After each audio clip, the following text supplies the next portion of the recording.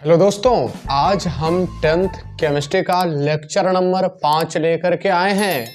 आज हम इस लेक्चर में रासायनिक अभिक्रिया के प्रकार के बारे में जानकारी लेंगे। तो रासायनिक अभिक्रिया में सबसे पहला रासायनिक अभिक्रिया है संयोजन या संश्लेषण अभिक्रिया। सवाल उठता है कि संयोजन या संश्लेषण अभिक्रिया किसे कहते हैं। तो संयोजन मतलब होता है दोस्तों आपस में संयुक्त होना, आपस में संयुक्त होना। चीज आपस में मिल जाए, एक साथ हो जाए, उसे कहते हैं संयुक्त हो जाना। तो जब दो या अधिक पदार्थ आपस में क्रिया करके केवल और केवल एक नए पदार्थों का निर्माण करते हैं जिनका गुण मूल पदार्थों के गुण से बिल्कुल भिन्न होता है, उसे दोस्तों संयोजन या संश्लेषण अभिक्रिया कहते हैं। फॉर एग्जाम्पल के लिए लीजिएगा, कार्बन जब ऑक्सीजन से अभिक्रिया करता है कार्बन डाइऑक्साइड बनाता है। क्या लिखा गया है दोस्तों? कार्बन जब ऑक्सीजन से अभिक्रिया करता है कार्बन डाइऑक्साइड बनाता है। तो ये देखिए, कार्बन अधातु है, ये भी अधातु है। आपस में जब ये क्रिया करता है तो एक यौगिक बनता है, जिस यौगिक का खूबसूरत नाम है दोस्तों कार्बन डाइऑक्साइड। कार्बन का अलग प्रॉपर्टी है, फिजिकल हो या केमिकल हो। ऑक्सीजन का अलग प्रॉपर्टी है, फिजिकल हो या केमिकल हो। बट जब दोनों आपस में रिएक्ट कर लेता है दोस्तों CO2 बनता है, उसका प्रॉपर्टी बिल्कुल अलग होता है। उसका प्रॉपर्टी दोस्तों बिल्कुल अलग होता है। तो एक और एग्जांपल लेते हैं, Mg और O2 रिएक्शन करके MgO बना लेगा, रिएक्शन करके MgO बना लेगा। बैलेंस कीजिएगा, दो यहां लगा दीजिएगा, दो यहां लगा दीजिएगा, रिएक्शन बैलेंस हो जाएगा। मैग्नीशियम धातु ऑक्सीजन से अभिक्रिया करके मैग्नीशियम ऑक्साइड बनाता है। मैग्नीशियम धातु ऑक्सीजन से अभिक्रिया करके मैग्नीशियम ऑक्साइड बनाता है। इसमें मैग्नीशियम और ऑक्सीजन आपस में संयुक्त होकर के केवल और केवल एक पदार्थ मैग्नीशियम ऑक्साइड बना रहा है। अगर H2 और O2 भी लीजिएगा, H2 और O2 भी लीजिएगा, तो इसमें भी H2O बनेगा, H2O जल बनेगा। बैलेंस कीजिएगा, यहां भी 2 लगा दीजिएगा। तो देखिए, हाइड्रोजन और ऑक्सीजन आपस में अभिक्रिया करके जल, हाइड्रोजन का प्रॉपर्टी अलग है, ऑक्सीजन का प्रॉपर्टी अलग है, बट जो जल है उसका प्रॉपर्टी ये दोनों से डिफरेंट है, अलग है। तो इसे कहते हैं दोस्तों संयोजन या संश्लेषण अभिक्रिया। एक बार फिर से डेफिनेशन सुन लीजिएगा, वैसी रासायनिक अभिक्रिया जिसमें दो या अधिक पदार्थ आपस में संयुक्त होकर एक नए पदार्थ का निर्माण करता है, एक नए पदार्थ का निर्माण करता है जिनका गुण मूल पदार्थों के गुण से बिल्कुल भिन्न होता है, उसे दोस्तों हम संयोजन या संश्लेषण अभिक्रिया कहते हैं।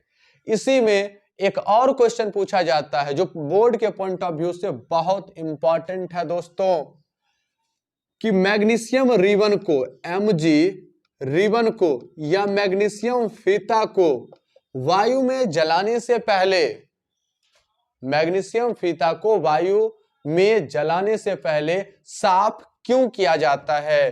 तो इसका भी आंसर जान लीजिएगा दोस्तों।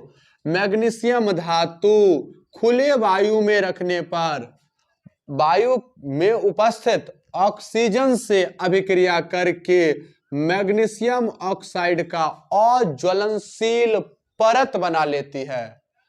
क्या बोले दोस्तों? अज्वलनशील परत बना लेती है। जिस अज्वलनशील परत को हटाने के लिए, जिस अज्वलनशील परत को हटाने के लिए वायु में जलाने से पहले मैग्नीशियम रिबन को श्रेष्ठ कागज हो या किसी भी प्रकार से साफ किया जाता है। यहां तक बात अब आपको क्लियर हो गया होगा। एक सवाल और पूछा, दीवारों में सफेदी करने के 2-3 दिन पश्चात संगमरमर सा चमक क्यों आ जाता है? तो ध्यान से इसका भी आंसर जान लीजिएगा दोस्तों। दीवारों में सफेदी करने के लिए हम भखरा चूना का उपयोग करते हैं। दीवारों में सफेदी करने के लिए भखरा चूना का उपयोग किया जाता है, जिसका सूत्र होता है CaOH का होल ट्वाइस। दोस्तों क्या सूत्र होता है? CaOH का होल ट्वाइस। ये वायुमंडलीय कार्बन डाइऑक्साइड से अभिक्रिया करके कैल्शियम कार्बोनेट अर्थात संगमरमर बना लेता है और जलवाष्प को वायु में छोड़ देता है। तो दीवारों में सफेदी करने के 2-3 दिन पश्चात संगमरमर बन जाने के कारण ही, अर्थात कैल्शियम कार्बोनेट बन जाने के कारण ही दीवारों का चमक संगमरमर जैसा हो जाता है। फिर से इसका आंसर जान लीजिएगा। दीवारों में सफेदी करने के लिए भखरा चूना या कैल्शियम हाइड्रोक्साइड का प्रयोग करते हैं, जो वायुमंडलीय कार्बन डाइऑक्साइड से अभिक्रिया करके कैल्शियम कार्बोनेट बना लेता है और कैल्शियम कार्बोनेट बनने के कारण ही दीवारों में संगमरमर जैसी चमक आ जाती है। तो ये अब आपका पूरा संयोजन या संश्लेषण अभिक्रिया क्लियर हो गया होगा। तो रासायनिक अभिक्रिया में दोस्तों दूसरा है आपका वियोजन या विघटन अभिक्रिया। ऐसी रासायनिक अभिक्रिया जिसमें एक बड़ा पदार्थ टूट करके 2 या अधिक नए पदार्थों का निर्माण करता है तथा नए पदार्थों का गुण मूल पदार्थों के गुण से बिल्कुल भिन्न होता है, उसे दोस्तों वियोजन या विघटन अभिक्रिया कहते हैं। तो यहां पर देखिए क्या बना, कैल्शियम कार्बोनेट बना, CaCO3 बना। अगर इसी को आप क्या कर दीजिए, गर्म कर दीजिए। इसी को जब गर्म कर दिया जाएगा तो CaO और CO2 बन के निकल जाएगा। तो कैल्शियम कार्बोनेट एक पदार्थ था और इसे मैंने जब गर्म किया, ये CaO और CO2 में टूट करके अलग हो गया। ये CaO और CO2 में टूट करके अलग हो गया। एक पदार्थ से 2 पदार्थ बना, CaO बना और CO2 बना, जिसमें CaO और CO2 का गुण बिल्कुल अलग है CaCO3 से। अगर यही MgO है, अगर इसको भी आप ऊष्मा दे दीजिए, गर्म कर दीजिएगा, तो ये दोबारा Mg और O2 में अलग हो जाएगा। इसको बैलेंस कर दीजिएगा। तो ये देखिए कि यहाँ पर क्या देखने को मिल रहा है कि संयोजन या संश्लेषण अभिक्रिया को अगर हम रिवर्स कर देते हैं,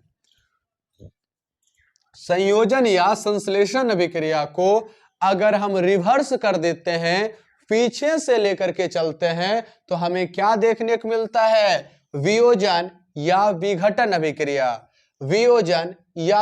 अभिक्रिया। वैसी रासायनिक अभिक्रिया जिसमें एक बड़ा पदार्थ टूट करके 2 या अधिक छोटे पदार्थों का निर्माण करता है और नए पदार्थों का गुण मूल पदार्थों के गुण से बिल्कुल भिन्न होता है, तो इस प्रकार के रासायनिक अभिक्रिया को वियोजन या विघटन अभिक्रिया कहते हैं।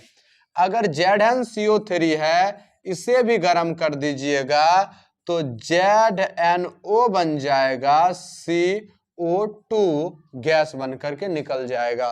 गैस को दिखाने के लिए अप एरो का प्रयोग करते हैं, मैंने आपको पिछले वीडियो में बता दिया था। तो एक सवाल पूछा जाता है बोर्ड में, खास करके क्या पूछा जाता है, ध्यान से देखिएगा कि संयोजन अभिक्रिया को वियोजन अभिक्रिया के विपरीत क्यों कहा जाता है, या फिर वियोजन अभिक्रिया को विपरीत क्यों कहा जाता है। तो ध्यान से सुनिएगा, संयोजन अभिक्रिया में 2 छोटे पदार्थ आपस में जुड़ करके एक बड़े पदार्थ का निर्माण करते हैं, जबकि वियोजन अभिक्रिया में एक बड़ा पदार्थ टूट करके 2 छोटे पदार्थों का निर्माण करते हैं। इसीलिए संयोजन को वियोजन के विपरीत और वियोजन को संयोजन के विपरीत माना जाता है। आपका तीसरा अभिक्रिया वैद्युत अपघटन अभिक्रिया है। तो ये बहुत सिंपल सा रिएक्शन है, इसमें एक लाइन में डेफिनेशन भी खत्म हो जाता है और एक झटका में आपको पूरा कॉन्सेप्ट भी क्लियर हो जाएगा। तो आइए समझते हैं कि वैद्युत अपघटन अभिक्रिया है क्या। वैसी रासायनिक अभिक्रिया जो विद्युत धारा प्रवाहित करने के फलस्वरूप संपन्न होती है, वैसी रासायनिक अभिक्रिया जो विद्युत धारा प्रवाहित करने के फलस्वरूप संपन्न होती है, उसे दोस्तों वैद्युत अपघटन अभिक्रिया कहते हैं। जैसे आप NaCl का जलीय विलयन लेते हैं, NaCl का जलीय विलयन लेते हैं और उसमें विद्युत धारा प्रवाहित कर देते हैं। जब भी NaCl के जलीय विलयन में विद्युत धारा प्रवाहित किया जाता है तो Na+ और Cl- बन करके अलग हो जाता है। अब प्लस जो है, प्लस किसके पास जाएगा? तो जान लीजिए प्लस का मोहब्बत ही माइनस है। जब विद्युत धारा प्रवाहित कीजिएगा, एक प्लस होगा दूसरा माइनस प्रवाहित कीजिएगा, तो बैटरी का दो टर्मिनल होता है, एक होता है एनोड जो पॉजिटिव होता है, दूसरा होता है कैथोड जो निगेटिव होता है। तो जो आपका निगेटिव होता है कैथोड, और कैथोड पर कौन जाएगा? Na+, और एनोड पर कौन जाएगा दोस्तों? Cl-। इसी प्रकार अगर आप जल में विद्युत धारा प्रवाहित कर दीजिएगा, अगर जल में विद्युत धारा प्रवाहित कीजिएगा तो H+ और OH- आयन में टूट करके अलग हो जाएगा। प्लस चला जाएगा कैथोड के पास और माइनस दोस्तों चला जाएगा एनोड के पास। तो ये अभिक्रिया किसके उपस्थिति में संपन्न हुआ? तो विद्युत धारा की उपस्थिति में। अगर हम इलेक्ट्रिसिटी हटा देंगे, विद्युत धारा प्रवाहित करना बंद कर देंगे, अभिक्रिया भी बंद हो जाएगा। तो ये आपका था वैद्युत अपघटन अभिक्रिया। दोस्तों विस्थापन अभिक्रिया, तो वैसी रासायनिक अभिक्रिया जिसमें कोई परमाणु या परमाणु का समूह किसी यौगिक में उपस्थित परमाणु या परमाणुओं के समूह को विस्थापित कर देता है, उसे हम क्या कहते हैं? विस्थापन अभिक्रिया, डिस्प्लेसमेंट रिएक्शन। जैसे अगर Fe को CuSO4 के विलयन में डालिएगा, जैसे Fe को CuSO4 के विलयन में डालिएगा, तो Fe जो है दोस्तों सक्रियता श्रेणी में कॉपर से ऊपर आता है। Fe जो है कॉपर से ऊपर आता है, जिसके कारण कॉपर को कॉपर सल्फेट के विलयन से विस्थापित करके FeSO4 बना लेता है और Cu धातु को अलग कर देता है। ऐसे ही अगर देखिएगा Zn को भी CuSO4 के विलयन में डालिएगा तो ZnSO4 बन जाएगा और Cu धातु अलग हो जाता है। अगर AgNO3 का मिश्रण है, AgNO3 का विलयन है, इसमें अगर आप कॉपर धातु को डालिएगा तो CuNO3 बन जाएगा और Ag धातु यहां पर क्या हो जाएगा कि इससे विस्थापित हो तो Ag धातु इससे विस्थापित हो जाएगा। तो वैसे रासायनिक अभिक्रिया जिसमें कोई परमाणु या परमाणुओं का समूह किसी यौगिक में उपस्थित परमाणु या परमाणुओं के समूह को विस्थापित कर देता है, तो उस अभिक्रिया को विस्थापन अभिक्रिया कहते हैं। तो उस अभिक्रिया को दोस्तों क्या कहा जाता है? विस्थापन अभिक्रिया कहा जाता है।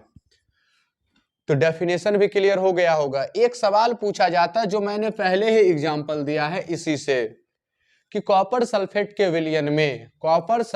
विलयन में आयरन धातु को डालने पर विलयन का रंग बदल जाता है, क्यों? विलयन का रंग बदल जाता है क्यों? कॉपर सल्फेट के विलयन में जब आयरन के टुकड़े को डाला जाता है तो कॉपर